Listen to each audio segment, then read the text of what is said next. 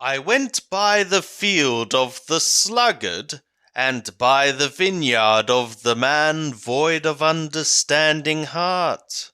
And lo, it was all grown over with thorns, the face thereof was covered with nettles, and the stone wall thereof was broken down. Then I beheld, I set my heart on it, I saw and received instruction. Yet a little sleep, a little slumber, a little folding of the hands to sleep. So shall thy poverty come as a robber, and thy lack as an armed man. Mishle, Proverbs chapter 25. These also are proverbs of Shalomo, which the men of Hezekiah, king of Yehudah, copied out. It is the glory of God to conceal a thing, but the glory of kings is to search out a matter.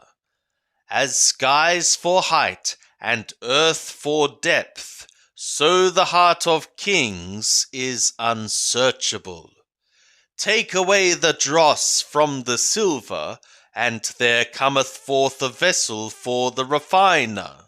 Take away the wicked from before the king, and his throne shall be established in righteousness.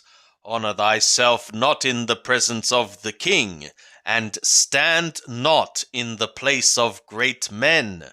For better is it that it should be said to thee, Come up hither, than that thou shouldst be put lower in the presence of the prince, whom thy eyes have seen. Go not forth hastily to strive, lest thou know not what to do in the end thereof, when thy neighbour hath put thee to shame. Debate thy cause with thy neighbour himself, and disclose not the secret of another, lest he that heareth it revile thee, and thy infamy turn not away. A word spoken according to its turn is like apples of gold in network of silver.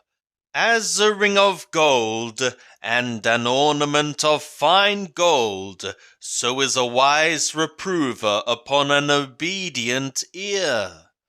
As the cold of snow in the time of harvest, so is a faithful messenger to them that send him, for he refresheth the soul of his masters, as clouds and wind without rain. So is he that boasteth himself of his gifts falsely. By long forbearing is a ruler persuaded, and a soft tongue breaketh the bone. Hast thou found honey? Eat so much as is sufficient for thee, lest thou be filled therewith, and vomit it. Let thy foot be seldom in thy neighbour's house, lest he be sated with thee, and hate thee. A man that beareth false witness against his neighbour is a war hammer, and a sword, and a sharp arrow. Confidence in an unfaithful man in time of trouble is like a broken tooth, and a foot out of joint. As one that taketh off a garment in cold weather, and as vinegar upon soda, so is he that singeth songs to a heavy heart.